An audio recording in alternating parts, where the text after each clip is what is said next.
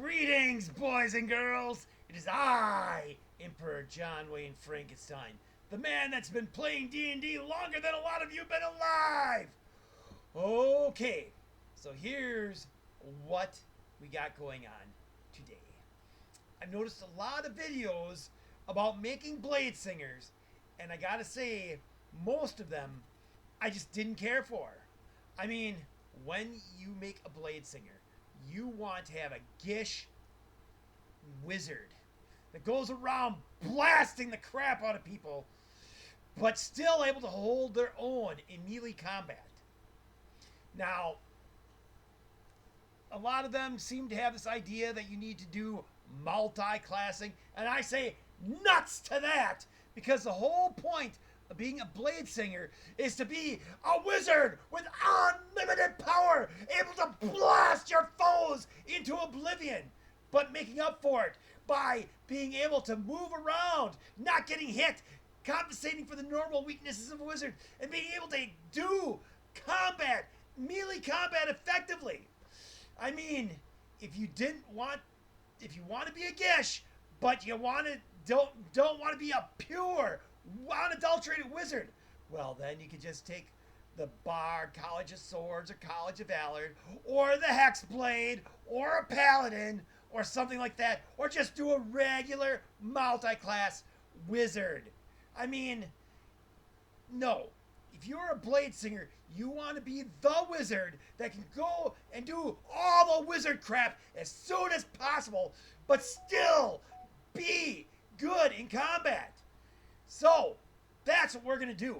Now, we're going to use the 2024 Player's Guide for everything except the Blade Singer subclass, since that doesn't exist yet.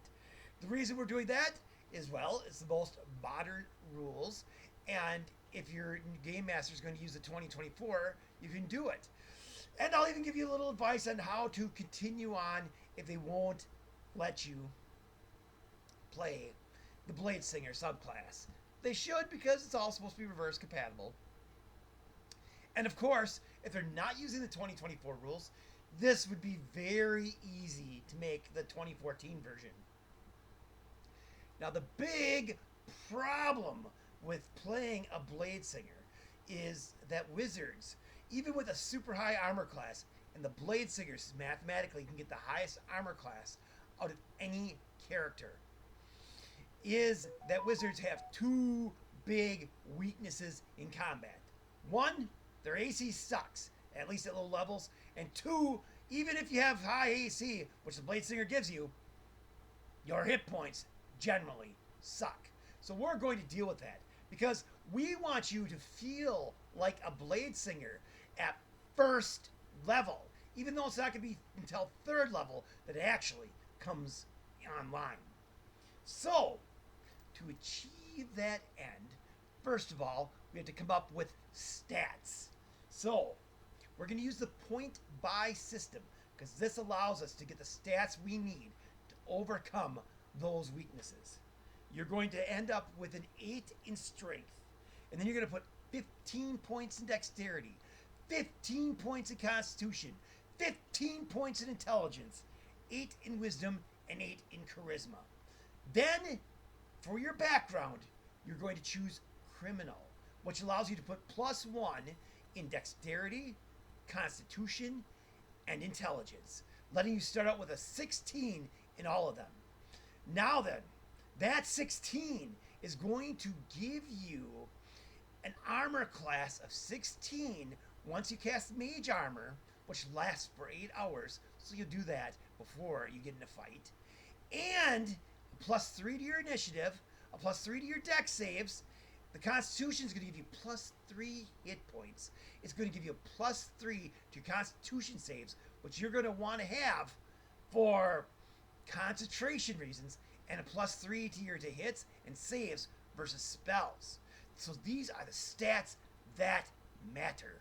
Now, as a Blade Singer, you're going to want to get 20 in dex and intelligence. So you're going to want to use ability score improvements every step of the way, so you can get both of them at 20 by the time you're at max level. So You don't want to start with 17 in intelligence. No, you want the 16 in dex, con, and intelligence. So you can end up with a 20 dex, a 20 intelligence, 16 constitution. Then the next thing you want to do is take the race of human. The reason you want to take the race of human is to get that extra feat and that extra skill. And with that extra feat, you're going to take toughness. The reason you're taking toughness is plus 2 more hit points. Then, of course, like we said for the background, you're taking criminal. So you're getting skills in sleight of hand, stealth, thieves' tools. Great skills for someone with a high dex. And this allows you to be a solo adventurer. See, right now, at first level, you're coming online with a 16 armor class. You're coming online with a 16 armor class and 11 hit points. That's pretty good for anyone. 11 hit points, you know, a wizard, that's almost unheard of. Now, with that extra skill for being a human, you take acrobatics. With your skill for being a wizard, you take arcane because you want to make scrolls, and investigation. Plus, arcane is a skill every wizard should have, and investigation is a great skill. First of all, with your ability to disarm traps and pick locks, investigation lets you find the traps and figure them out.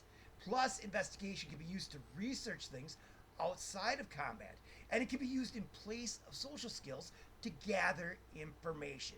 So investigation is awesome for you, helping you to be a solo adventurer, even though your charisma basically sucks. Now, to make yourself good in combat, right off the bat, we gotta go for our opening spell selections. You start with 3 cantrips, so you're going to take Mage Hand, Minor Illusion, and True Strike. Mage Hand will let you do stuff like pick locks from a distance. You know, it's a great spell for a magic user to have. Now, the Minor Illusion, we'll explain that later, but it's an extremely versatile cantrip and extremely helpful. Now, True Strike, we're taking that instead of spells like Booming Blade and whatnot, because at this point, this will do more damage than them, and do more and plus the melee cantrips are not in the 2024 yet. But at lower levels, this will help you out, and you can eventually switch it out to them if the Game Master allows it.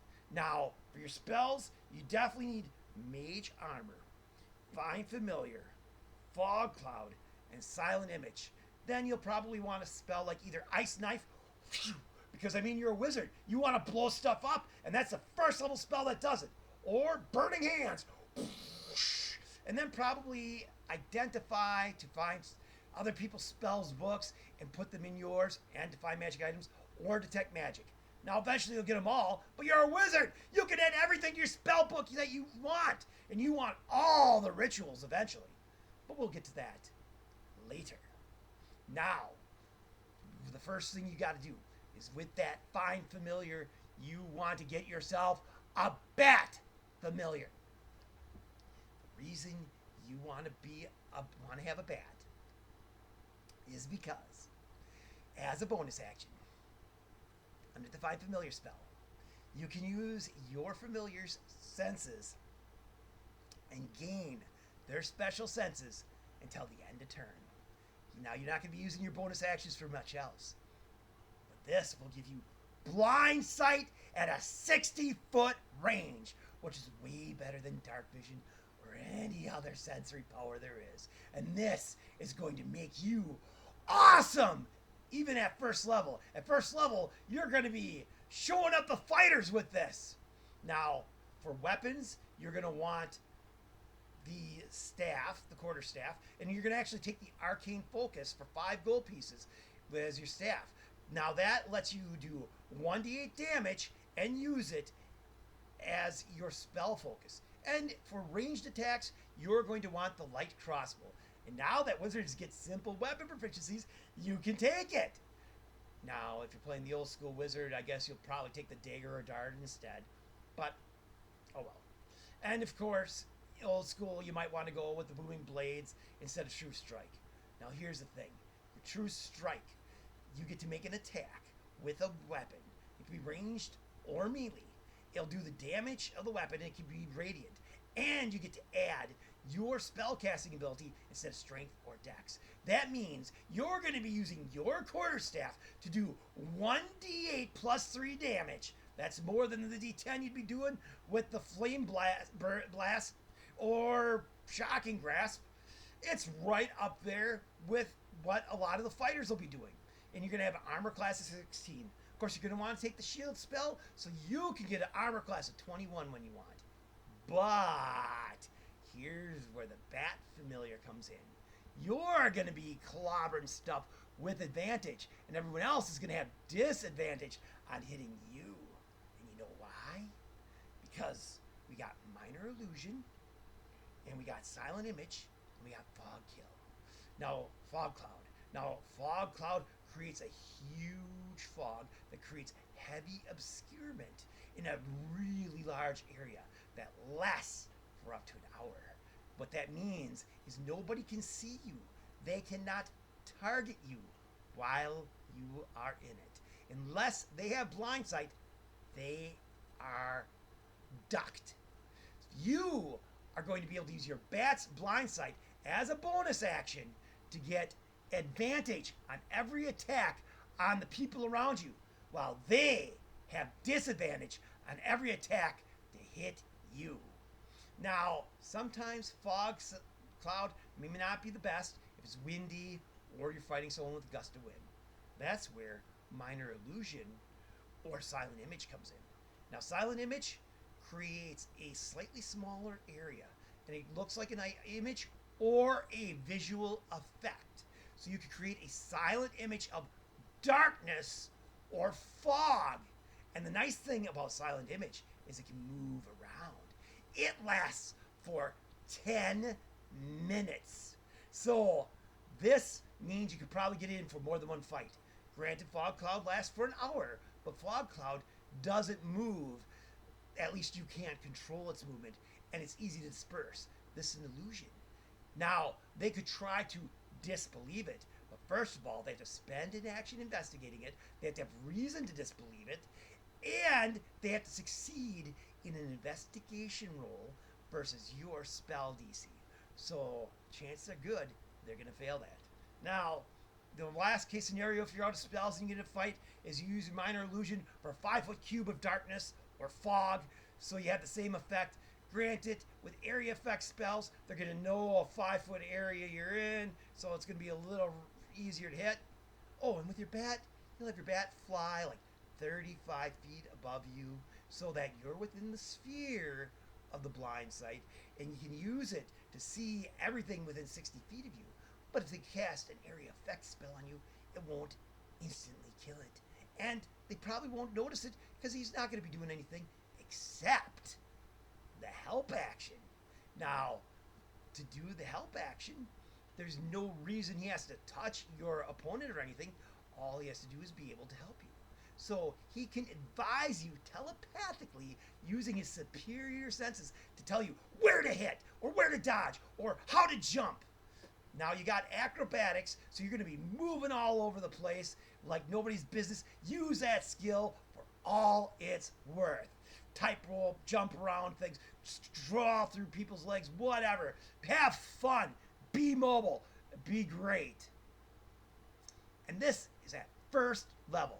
First level, you got 11 hit points, armor class 16. Advantage to hit your foes, disadvantage to be hit. You're going to be wandering around whacking the crap out of stuff. What more could you ask for? Then, of course, you get second level. You get 9 more hit points, 20 hit points. You get another spell, so you can do this more than once in combat. Or you can start being a wizard and burning hands. Ice Dagger. I love Ice Dagger. It's like the first level explosion spell. And if you're a Gith, that's what you want to do. As a Gish, you want to blow crap up while you're stabbing them and all that other stuff. It's great fun. And well, now you can do that. Then we get to third level. And that's where we get to have our subclass. In this case, the Blade Singer. Blade Singer gives you proficiency with light armor. So if you find magical light armor of studded leather +1 or leather +2, then you can stop doing the mage armor, and maybe if I find even better light armor. If you don't, just keep doing the mage armor. But if you do, take that, so you have an extra spell to use. You gain proficiency with one type of melee weapon of your choice. And of course, the best melee weapon for you is going to be the rapier, because it does 1d8 damage and has finesse.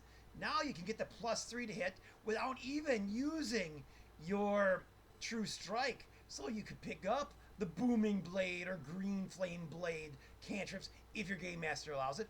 Or you could keep using this, because in a couple levels it's going to do an extra d6 with your true strike. And then you get proficiency with the performance skill. Now, hey, a free proficiency is a free proficiency. Now, performance normally uses charisma. It's one of those spells that allows you to alter people's reaction rate and their reaction level with you. Like, for example, if someone's neutral, you might make them friendly.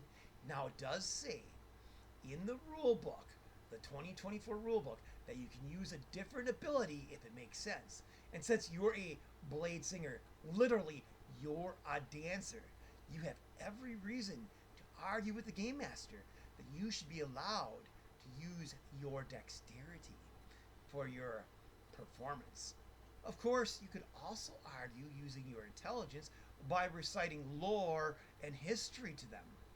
But in any case, you want to convince the game master to do this so you can dance in a nice seductive manner, or a nice friendly way, or if you want to make people more hostile, in an aggressive manner, or if you want to get them mad at someone in a sort of mocking manner, like the jesters used to do. Use it all you want. You'll use it all you can. It's a free proficiency, and it's the one skill you have that allows you to influence the reactions of others. But this is the real power and where you come online. You get the ability of Blade Song. So, as long as you're not wearing medium or heavy armor, and this is why take cleric or fighter like people suggest, or even the artificer. It's like you can't wear medium armor and you can't use shields, and you already are getting light armor. Screw it. You want to be the best freaking Gish possible. You want to be blowing the crap out of enemies like a real wizard while dancing around, slicing and dicing. And now you get to do it. Now you get to, as you get to start your blade song and get the following benefits. You get AC equal to your intelligence modifier, which is currently +3. So now your armor class is 19 or 24 with the shield spell. Your walking speed increases by 10 feet. You have an advantage on all dexterity acrobatic checks. Now you took the acrobatic skill and you get advantage on it.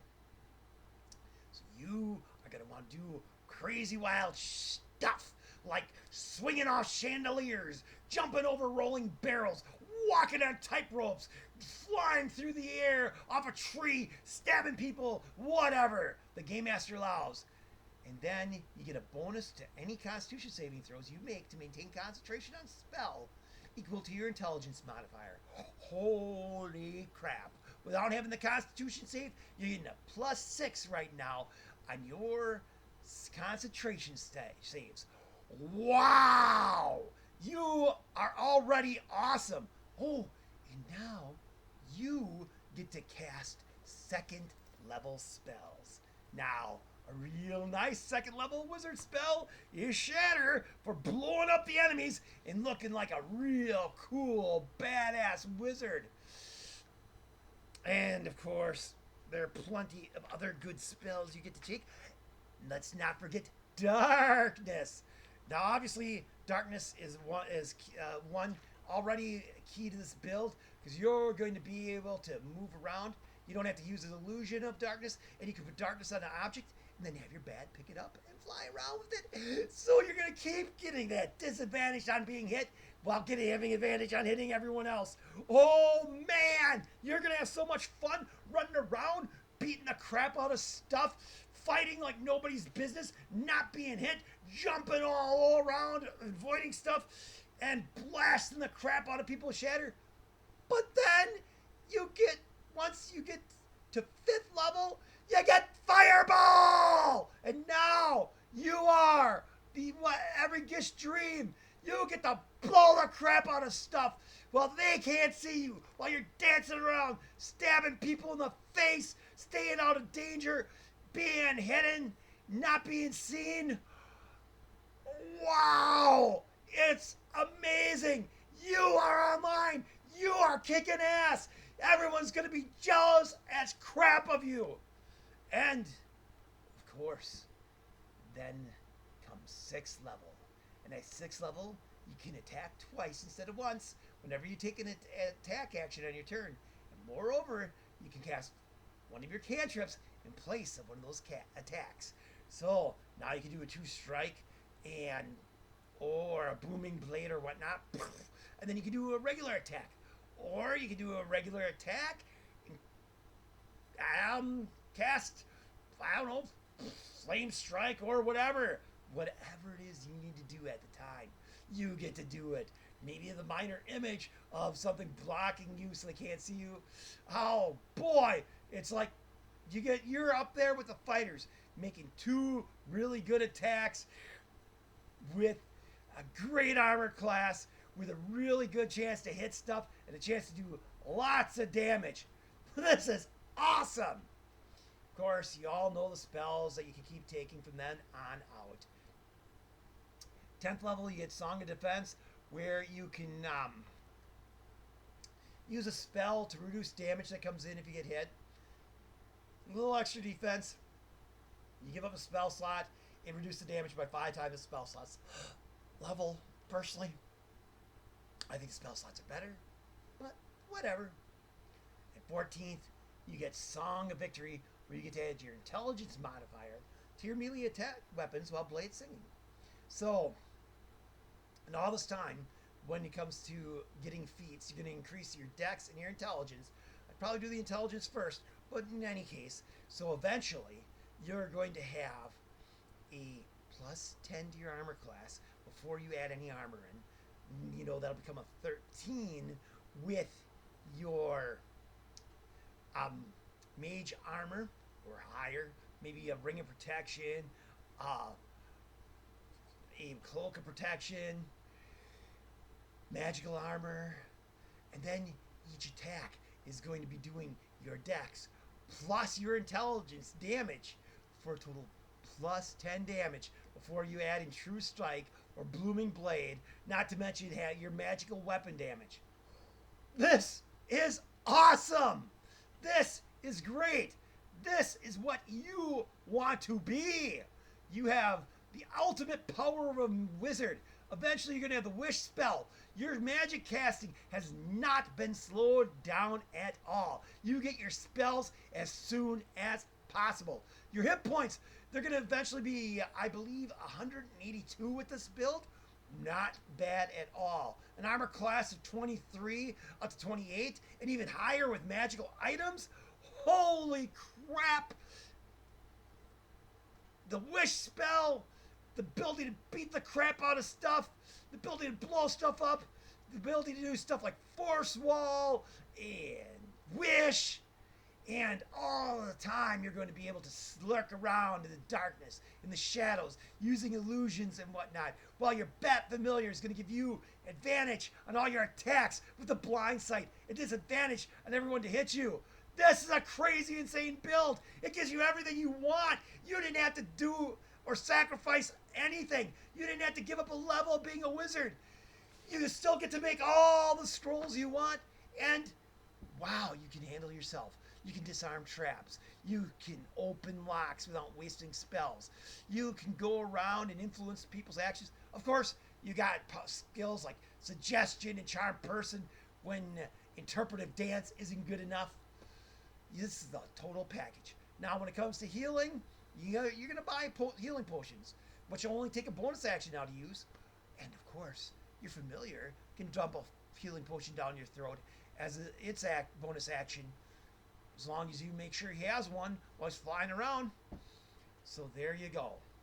This is my idea of the perfect blade singer. Oh, and if your game master does not allow you, when using the 2024, to take a blade singer, you can still use this build.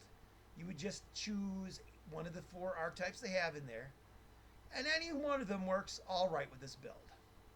I mean, the Abjurer gets that extra defense with that magical armor that has fake hit points, making you even harder to kill, giving you more hit points, taking care of that vulnerability. The Evoker lets you shape spells. It makes your cantrips and spells, even if they save, still take half damage. The the Illusionist works particularly well with this build because you're using illusions, you're using darkness, you're using that to hide, and you can rely on the dark sense of your familiar to give yourself advantage and disadvantage. And of course, the Diviner, you get to manipulate luck, you get to control your rolls, you get to make someone miss or make yourself hit. So it's all a win-win. You can still feel good in combat and feel like you're not totally sucking when someone comes close to you. But of course, this is designed for the Blade Song, and it's designed for you to be a Blade Singer. This is my version of the Blade Singer, and I think it's great. And I can't think of a better build using the 2024 for a Blade Singer. And frankly, yeah, you can do some weird multi-classing to get some stuff. Or you can get the Mobility Fleet or the Warcaster feat, but then you're hurting your abilities in the end. You're taking longer to get where you want to be, and you're just not being the ultimate wizard. And that's what the Blade Singer is about. So there you go. That's my opinion, and you are welcome to it.